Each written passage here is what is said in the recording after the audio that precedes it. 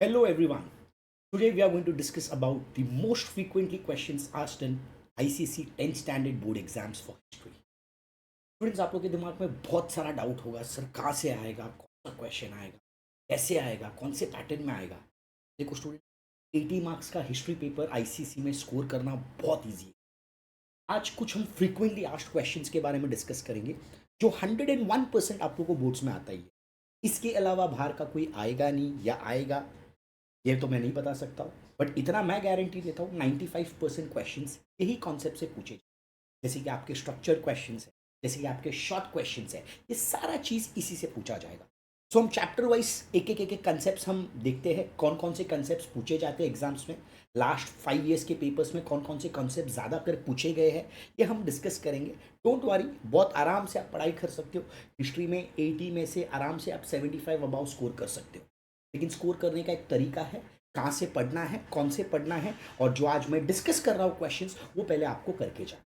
तो first ever question, first ever chapter जो हम लोग डिस्कस करेंगे, जो सबसे इंपॉर्टेंट चैप्टर है आपका, that is first war of independence. अब ये first war of independence students याद रखना आपके टोटल 15 चैप्टर्स में से सबसे इंपॉर्टेंट चैप्टर है।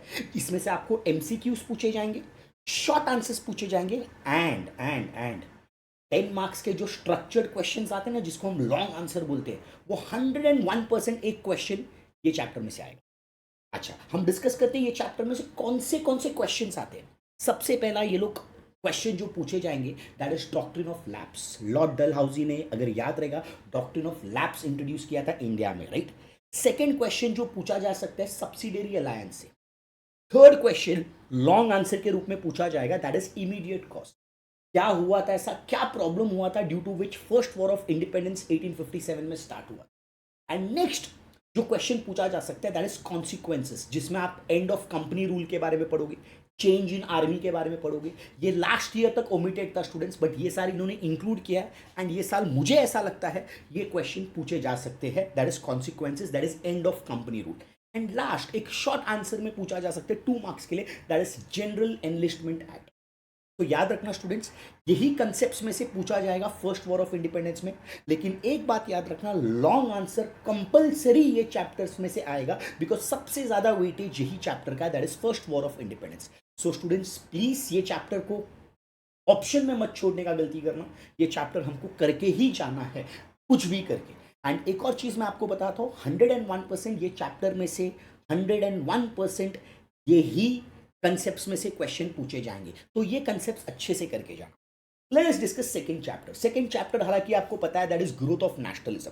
Now the question arises, sir ये ग्रोथ ऑफ नेशनलिज्म में कौन से चैप्टर से पूछे जाएंगे। इसमें से नो डाउट शॉर्ट आंसर्स आता है, बट शॉर्ट आंसर्स के साथ साथ इसमें से याद रखना इमेज बेस्ड क्वेश्चन आता है। याद है आपको, फोटो दिया जाता है, पिक्चर दिया जाता है, वो पिक्चर को आइडेंटिफाई करना है और आइडेंटिफाई करके उसके ऊपर से क्वेश्चंस पूछे जाते हैं। मतलब लॉन्ग आंसर ये चैप्टर्स में से भी आप एक्सपेक्ट कर सकते हो। Now the question answer is sir कौन से कंट्रीब्यूशन पढ़ने। याद रखना इसमें सबसे इंपॉर्टेंट कंट्रीब्यूशन जो हमको पढ़ना है दैट इज कंट्रीब्यूशन ऑफ राजा राम मोहन रॉय। ये पढ़ के जाना स्टूडेंट्स, गलती से इसे स्किप मत करना, ये पढ़ के जाना है अच्छे से, आराम से आप लिख सकते हो। ये शॉर्ट आंसर में भी पूछ सकते हैं, ये लॉन्ग आंसर में भी पूछा जा सकता है। दूसरा जो क्वेश्चन आ सकता है that is formation of Indian National Congress. याद रहेगा आईएनसी पार्टी कब फॉर्म हुआ था, it was formed in the year 1885। इसने फॉर्म किया था Allan Octavian Hume. And objectives में अगर ये चैप्टर में से कोई क्वेश्चन आ सकता है, ये लोग ये पूछ सकते हैं फर्स्ट सेशन ऑफ कांग्रेस कहाँ पे हुआ था और सेकेंड सेशन ऑफ कांग्रेस कहाँ पे हुआ था। And first session of Congress के प्रेसिडेंट कौन थे, डब्ल्यू.सी. बैनर्जी, याद रखना Womesh Chandra Banerjee. And second session of Congress के प्रेसिडेंट कौन थे, दादा भाई नौरोजी। तो ये दो चैप्टर में से I hope am I clear, सब चीज़ इतने सारे मैंने जो भी बताया ये 101% करके जाना, इसी में से क्वेश्चन वो लोग पूछ सकते हैं। थर्ड चैप्टर में say that is first phase of Indian national movement. बहुत बच्चों ने इसे ऑप्शन में छोड़ दिया होगा, राइट। ऑप्शन मत छोड़ना, मैं जो बोलता हूं वो सिर्फ पढ़ के जाना, बाकी सारे ऑप्शन छोड़ो, चल जाएंगे। सबसे पहला एमसीक्यूज तो आपको सब करना ही है, नो डाउट। ये चैप्टर में से लॉन्ग आंसर बिल्कुल भी नहीं आएगा। मतलब ये चैप्टर में से सर क्या आएंगे, 2 मार्क के लिए शॉर्ट आंसर। अच्छा, शॉर्ट आंसर के लिए आपको क्या पढ़ना है, one is contribution of Gopal Krishna Gokhale जो खुद महात्मा गांधी के मेंटोर थे, राइट। एंड सेकंड जो आंसर पढ़ना है that is contribution of Dadabhai Naoroji, who was termed as great old man of India. याद रखना ये दोनों के कॉन्ट्रीब्यूशन सर स्टूडेंट्स 4 पॉइंट बहुत हो गया पढ़ के गए। एग्जाम में अगर 2 मार्क के लिए आएगा आपको सिर्फ 2 ही पॉइंट लिखना है, राइट, बट हम सेफर साइड के लिए 4 पॉइंट पढ़ के जाते हैं, राइट। सो याद रखना first phase of Indian national movement में आपको सिर्फ 2 ही आंसर पढ़ना है। One is contribution of Gopal Krishna Gokhale and second one याद रखना आपको जो पढ़ना है that is contribution of Dadabhai Naoroji. अच्छा, second phase of Indian national movement में सर क्या आएगा? अगेन इसमें से भी शॉर्ट आंसर ही आएगा, इसमें आपको लॉन्ग आंसर्स नहीं आएंगे, बेफिक्र रहना। थर्ड और फोर्थ चैप्टर से कोई भी लॉन्ग आंसर नहीं पूछा जाएगा। अच्छा सर शॉर्ट आंसर में क्या पूछेंगे इसमें? अच्छा इसमें अगर याद रहेगा हमने इफ यू रिमेंबर लाल बाल पाल के बारे में पढ़ा था, राइट, लेकिन इसमें आपको सिर्फ लाल और बाल के बारे में ही पढ़ना है, पाल के बारे में क्वेश्चंस नहीं पूछेंगे ये सारे। सो याद रखना कॉन्ट्रीब्यूशन ऑफ लाला लजपत राय वो एक पढ़कर जाना, एंड सेकेंड आप जो पढ़ेंगे दैट इज कॉन्ट्रीब्यूशन ऑफ बाल गंगाधर तिलक। याद रखना again I am telling you 4 points अच्छे से पढ़ के जाना। एग्जाम में अगर 2 मार्क के लिए आएगा आपको सिर्फ 2 ही पॉइंट लिख के खत्म करना है। सेफर साइड के लिए आप तीसरा पॉइंट लिखते हो तो कोई बात नहीं, मार्क्स तो मिलेगा, बट ईजी है। बट याद रखना फर्स्ट और second phase of Indian national movement में ये आंसर में ये चैप्टर में याद रखना सिर्फ शॉर्ट आंसर्स ही आएंगे, लॉन्ग आंसर्स नहीं आएंगे। अच्छा let's take example fifth chapter से सर क्या आएगा? हालांकि फिफ्थ चैप्टर में पढ़ने लायक कुछ है ही नहीं। मैं तो हमेशा बच्चों को ये सजेस्ट करता हूँ बेटा ये चैप्टर ऑप्शन में छोड़ दो, बट फिर भी ऑप्शन छोड़ने से पहले कुछ क्वेश्चंस करके जाना ये चैप्टर में से। मुस्लिम लीग में याद रखना स्टूडेंट्स सबसे पहला एक चीज पूछा जाएगा, formation of Muslim league. Year याद रखना 1906, ये ईयर याद रखना क्योंकि ऑब्जेक्टिव्स में आ सकता है। सेकेंड अगर ये लोग पूछेंगे तो ज्यादा करके ऑब्जेक्टिव्स ऑफ मुस्लिम लीग, वो भी शॉर्ट आंसर में 2 पॉइंट के लिए, सिर्फ 2 पॉइंट बाय ऐड करके जाना। बाकी ये चैप्टर्स में कुछ भी मत पढ़ना, ये चैप्टर में से कुछ भी नहीं आएगा। सो मुस्लिम लीग में again I am telling you एक फॉर्मेशन पढ़ना, मुस्लिम लीग का फॉर्मेशन कब हुआ था, एंड सेकेंड क्वेश्चन जो पढ़ना है that is nothing but objectives of Muslim league, वो 2 पॉइंट में खत्म करते हैं। सो याद रहेगा स्टूडेंट्स, तो ये टोटल फर्स्ट यूनिट में फर्स्ट 5 चैप्टर्स में कहां से पूछे जाएंगे वो मैंने डिस्कस किया। Let's proceed further. Six chapter में Mahatma Gandhi and national movement. Students सच बता रहा हूं ये सबसे इंपॉर्टेंट चैप्टर है। जैसा first war of independence first unit में इंपॉर्टेंट है, वैसे ये चैप्टर बहुत इंपॉर्टेंट है। 14 से 15 मार्क्स का क्वेश्चन पूछा जाता है ये चैप्टर से। मतलब एक बात तो जहन में बिठा लो कि लॉन्ग आंसर पक्का ये चैप्टर में से आएगा।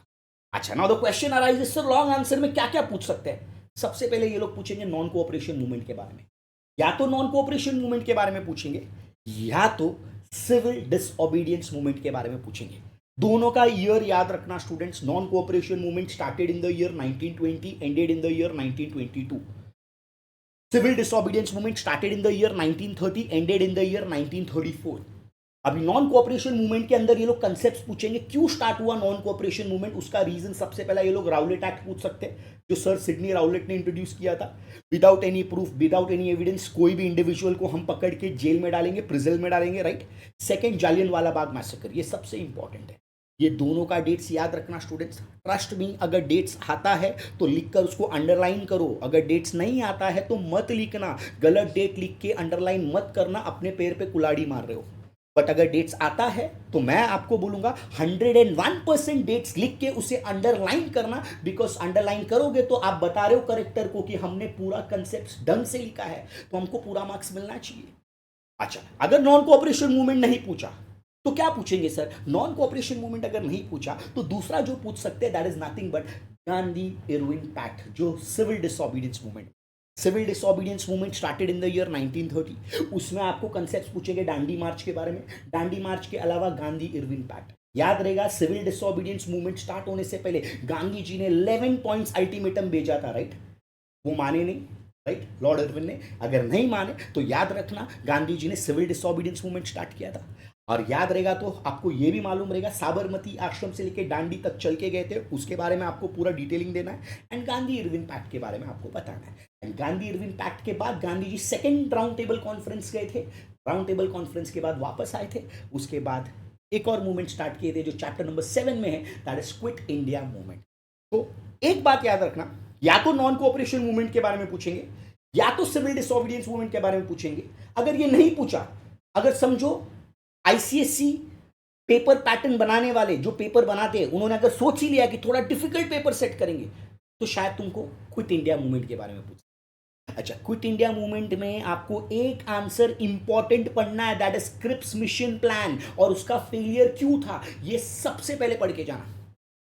और क्विट इंडिया मूवमेंट कब स्टार्ट हुआ था? It started in the year 1942, मतलब 3 ईयर याद रखना। 1920 में नॉन कोऑपरेशन मूवमेंट, 1930 में सिविल डिसोबीडियंस मूवमेंट एंड 1942 में क्विट इंडिया मूवमेंट। ये तीनों डेट्स याद रखना है आपको अच्छे से। ये तीनों में से कोई भी एक लॉन्ग आंसर आएगा, बट मेरा मानना ऐसा है कि नॉन कोऑपरेशन मूवमेंट में ज़्यादा करके पूछते हैं, तो ये अच्छे से करके जाना, बट बाकी दो भी मत छोड़ना, ये भी अच्छे से पढ़ के जाना। नेक्स्ट क्वेश्चन जो पूछ सकता है 8 चैप्टर में से, that is forward block and INA.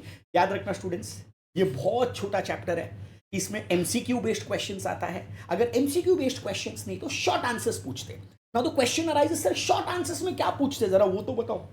Short answers में ये लोग क्या पूछेंगे स्टूडेंट्स, याद रखना, that is nothing but objectives of INA. Objectives of INA याद रखना, मैंने यहाँ पे आप लोग को साफ बताया है, सिर्फ 2 पॉइंट बाय ऐड करके जाना। बट इसका मतलब नहीं कि सिर्फ आप 2 ही पॉइंट पढ़ोगे, एटलीस्ट 3 तो पढ़ो यार। इन केस एग्जाम में लिखते टाइम प्रेशर आ गया, भूल गए कोई पॉइंट, तो एटलीस्ट दूसरा पॉइंट तो याद रहेगा। तो हमेशा याद रखना, सेफर साइड 3 पॉइंट पढ़ के जाना, बिकॉज 2 मार्क के लिए क्वेश्चन आता है, आप लिख के खत्म कर दो। अच्छा, 9 चैप्टर में से लॉन्ग आंसर पूछ सकते हैं। Independence and partition of India में कौन सा पूछ सकते हैं, इसमें अगर आपको मालूम रहेगा, माउंट बैटन प्लान भी है, कैबिनेट मिशन प्लान भी है। मुझे ये साल लगता है कैबिनेट मिशन प्लान पूछ सकते हैं। So please cabinet mission plan अच्छे से पढ़ के जाना, independence and partition of India chapter से। तो एम आई क्लियर, यूनिट 2 से क्या क्या पढ़ना है आपको, राइट? चलो हम आगे बढ़ते हैं। नेक्स्ट दैट इज यूनिट 3, जिसको हम बोलते हैं वर्ल्ड हिस्ट्री, जहां पे सबसे important chapter that is chapter number 10, first world war. ये चैप्टर में से एमसीक्यूज भी आएगा, ये चैप्टर में से शॉर्ट आंसर्स भी आएंगे, ये चैप्टर में से लॉन्ग आंसर्स भी आएंगे, और ये चैप्टर में से पिक्चर बेस्ड क्वेश्चंस भी आएगा। याद है पिक्चर बेस्ड क्वेश्चन में assassination of arc Duke Francis Ferdinand, याद है ना, सारायेवो में असैसिनेट हुए थे, वो फोटो बेस्ड क्वेश्चन पूछ सकते हैं, जिसको हम लोग इमीडिएट कॉस्ट में बोलते हैं। अच्छा, इतना ही नहीं, इमीडिएट कॉस्ट के अलावा ट्रीटी ऑफ वर्सेल्स के बारे में पूछ सकते हैं। ट्रीटी ऑफ वर्सेल्स में बहुत सारे पॉइंट्स है, राइट? तो वो ट्रीटी ऑफ वर्सेल्स के बहुत सारे पॉइंट्स को आपको बाय हार्ट करना है। एंड लास्ट जो क्वेश्चन पूछ सकते हैं, that is objectives of league of nation. याद रखना, objectives of league of nation को अच्छे से पढ़ के जाना है आपको। So again I am telling you students, first war of independence से 101% लॉन्ग आंसर पूछेंगे। और लॉन्ग आंसर पूछे तो उसमें क्या स्ट्रक्चर बेस्ड क्वेश्चन आएगा? एक तो आपको आएगा इमीडिएट कॉस्ट, दूसरा आपको जो आ सकते हैं that is treaty of Versailles, and third आपको जो पूछ सकते हैं objectives of league of nation. So please students, ये चैप्टर में से कोई भी चीज ऑप्शन मत छोड़ना, अच्छे से पढ़ के जाना। 101% ये चैप्टर में से एक लॉन्ग बेस्ड क्वेश्चन आता है। अच्छा, ये नहीं तो दूसरा कौन से चैप्टर से आता है? याद रखना स्टूडेंट्स, राइज ऑफ डिक्टेटरशिप में लॉन्ग आंसर्स नहीं पूछेंगे, इसमें पूछा जाएगा तो causes of rise of Nazism पूछा जाएगा, या तो दूसरा 2 मार्क के लिए जो क्वेश्चन है वो पूछा जाएगा, similarity between ideologies of Nazism and fascism. याद है, आपका चैप्टर खत्म होते ही लास्ट में 5 पॉइंटर आंसर है, वो अच्छे से करके जाना स्टूडेंट्स, उसमें कोई भी पॉइंट मत छोड़ना। पूछा जाएगा तो शॉर्ट आंसर में पूछा जाएगा, जो 2 मार्क के लिए पूछते हैं वो अच्छे से पढ़ के जाना, आराम से आप मार्क कमा सकते हो। अच्छा, 12 chapter that is second world war में ये साल ऐसा लगता है एक आंसर करके जाना, long answer, that is consequences of second world war, बस उसके अलावा कुछ मत करना। बट मैं मानता हूं कि लॉन्ग आंसर अगर इसमें से आएगा तो फर्स्ट वर्ल्ड वॉर में से आ सकता है लॉन्ग आंसर, वो भी पिक्चर बेस्ड पूछ सकते हैं, याद रखना। और वो पिक्चर जो अच्छे से याद रख के जाना है तुमको, assassination of arc Duke Francis Ferdinand, जो याद रहेगा, मैंने आपको बताया था बोस्निया के कैपिटल सारायोवो में गए थे, तब उनको असैसिनेट किया गया था, राइट? नेक्स्ट जो क्वेश्चन है आ सकता है 101%, वो यूनाइटेड नेशन चैप्टर और एजेंसीज, ये दोनों का मर्ज क्वेश्चन आता है। अच्छा, ये क्वेश्चन में क्या आता है सर? लॉन्ग आंसर में अगर पूछेंगे तो वो लोग पूछेंगे सिक्योरिटी काउंसिल का कॉम्पोजिशन और उसके फंक्शंस, या तो दूसरा कोई ऑर्गन का अगर पूछेंगे that is international court of justice के कॉम्पोजिशन और उसके फंक्शंस। सो याद रखना, कॉम्पोजिशन अच्छे से करना है।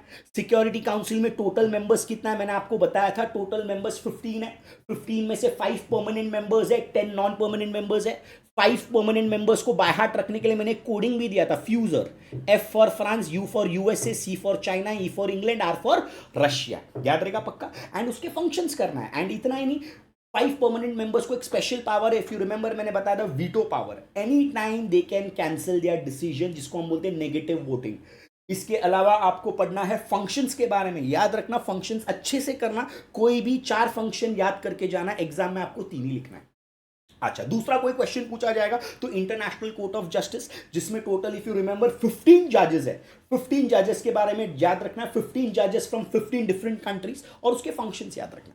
अच्छा, तीसरा जो सब क्वेश्चन उसमें स्ट्रक्चर्ड में से जो पूछ सकते हैं वो लोग एजेंसीज के बारे में पूछेंगे, और हमेशा याद रखना एजेंसीज का कोई सिंबल देंगे, you are suppose to identify that symbol, और आइडेंटिफाई करने के बाद याद रखना वो सिंबल कौन से किस चीज को बिलोंग करता है, या तो यूनिसेफ को बिलोंग, या तो WHO, या तो यूनेस्को को, राइट। उसके हेडक्वार्टर किधर है वो लिखने हैं, और उसके फंक्शंस लिखने हैं। सो हमेशा याद रखना यूनाइटेड नेशंस और एजेंसीज, ये दोनों को मर्ज करके स्ट्रक्चर्ड क्वेश्चन पूछा जाता है, तो कंफ्यूज मत होना, बट ये चैप्टर छोड़ के मत जाना स्टूडेंट्स, रिक्वेस्ट है, अच्छे से पढ़ के जाना ये चैप्टर में से लॉन्ग आंसर आएगा ही। एंड लास्ट 15th, ये चैप्टर में से जो मैं बोलता हूं वही पढ़ना। एक तो पंचशील का आंसर पढ़ना, जो इंडिया और चाइना के बीच में हुआ था अग्रीमेंट, राइट। दूसरा आपको पढ़ना है ऑब्जेक्टिव्स ऑफ नाम, कोई भी 3 पॉइंट पढ़ना, कोई भी 3 बस हो गया, उससे ज्यादा मत पढ़ना। ये 3 में से आपको 2 ही लिख कर आना है, बिकॉज इसमें लॉन्ग आंसर कभी नहीं आते, पूछेंगे तो सिर्फ शॉर्ट ही आंसर पूछेंगे, तो कोई भी 2 पॉइंट अच्छे से लिख के आना, 3 पॉइंट बाहर करना, एग्जाम में 2 पॉइंट लिख के आना है। And name the architects of नाम। नॉन अलाइनमेंट मूवमेंट के आर्किटेक्ट्स कौन है? एक तो इंडिया, इजिप्ट, और दूसरा युगोस्लाविया। इंडिया में से पंडित जवाहरलाल नेहरू जी थे, इजिप्ट में से Abdul Gamal Nasser, and Yugoslavia से मार्शल टिटो। याद रखना इनका तीनों का नाम। सो स्टूडेंट्स, ये 15 चैप्टर्स में से जो मैंने क्वेश्चंस पूछे उसके बाहर के कोई भी क्वेश्चंस नहीं आएंगे। ये क्वेश्चंस पहले अच्छे से करना, आराम से आप हिस्ट्री के सारे क्वेश्चंस इजीली अटेम्प्ट कर सकते हो।